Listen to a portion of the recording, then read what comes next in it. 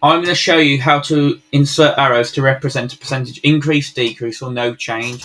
So we select the range of data and press Control 1, go to Custom, and then type this. So square bracket green, close square bracket 0.0 percentage, semicolon. Do the same for red.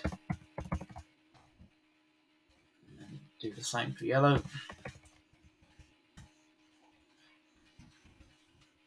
All it's saying is anything positive show as green, anything negative show as red, and then anything that's not changed show as yellow. Do it in this order. So now to get the arrows, we go and click on character map. And we do that via Windows. So search for the arrows.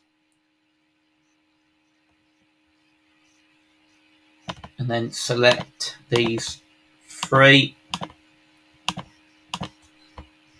And then all we do is copy them in. We're going to do them after percentage. I think it reads a bit better.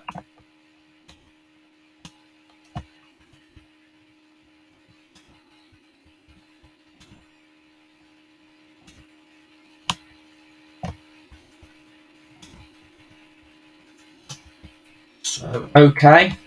So you can see here that the colours, except for red, are not the most readable. So we're going to have to change these. So I suggest going on a site called Excel Supersite to do this. So you can see here it's got the colours. So all you have to do essentially is select the colour you think's best. So I'm going to go for colour 10 to represent green. I think that's going to be more readable. So replace green, colour 10, and then the yellow is definitely not readable, so that's going to have to change as well. So I'm going to go with colour 44.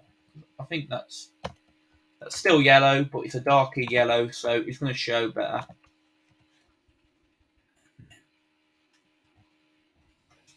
Okay, and that is how you do your percentage increase, decrease, or no change on Microsoft Excel. Hope it helped, and I'll see you in the next one.